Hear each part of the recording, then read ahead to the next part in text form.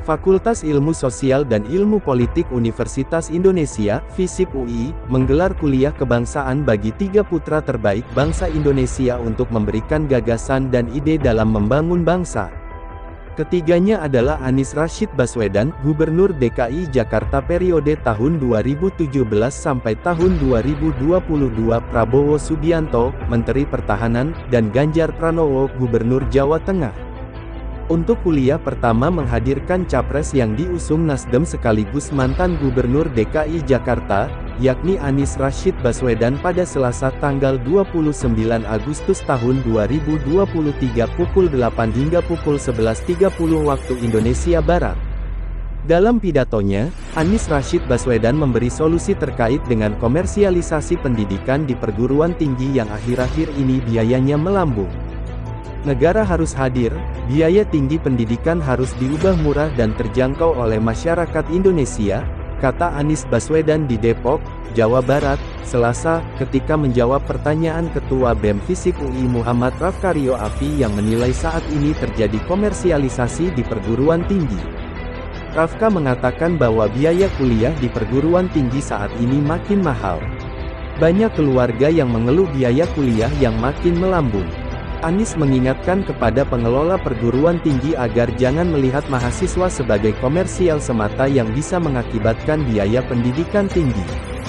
Anies yang pernah sebagai Menteri Pendidikan dan Kebudayaan masa jabatan tanggal 27 Oktober tahun 2014 sampai 27 Juli tahun 2016 lantas mengungkapkan bahwa tanda komersialisasi pendidikan tinggi sejak lama. Pada tahun 1997, Rektor Universitas Paramadina periode tahun 2007 sampai tahun 2015 ini pernah menulis buku tentang komersialisasi pendidikan. Untuk itu, Anies meminta pengelola pendidikan untuk mengembangkan ilmu sehingga bisa melahirkan lulusan yang berkualitas sesuai dengan bidang keilmuannya.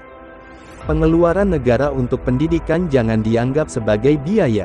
Akan tetapi, dilihat sebagai investasi masa depan agar mahasiswa bisa meneruskan pendidikan, katanya. Menurut Anies, perubahan pendidikan yang murah maka harus ada kebijakan di tingkat pusat. Biaya yang ditanggung pemerintah harus dilihat sebagai bagian dari investasi, kata alumnus Universitas Gadjah Mada UGM ini.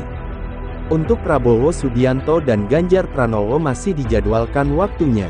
Kehadiran Anies dalam rangka memenuhi undangan BEM UI tersebut dinilai sangat bagus dan cukup berani, mengingat sangat jarang ada calon presiden hadir ketika ditantang debat oleh mahasiswa. Walau dicecar dengan pertanyaan-pertanyaan kritis, Anies dengan sikap tenang menepis semua pertanyaan tersebut dengan cara yang berkualitas serta sesuai data dan fakta. Wajar saja Anies santai menghadapi mahasiswa, karena Anies merupakan salah satu tokoh politik yang berlatar belakang pendidikan tinggi serta wawasan yang luas, apalagi dunia kampus adalah dunia yang sangat tidak asing bagi seorang Anies Baswedan. Pembawaan yang tenang, murah senyum serta gagasan dan presentasinya jelas, itu semua Anies peroleh saat masih aktif sebagai mahasiswa serta organisasi kemahasiswaan yang dulu pernah digelutinya.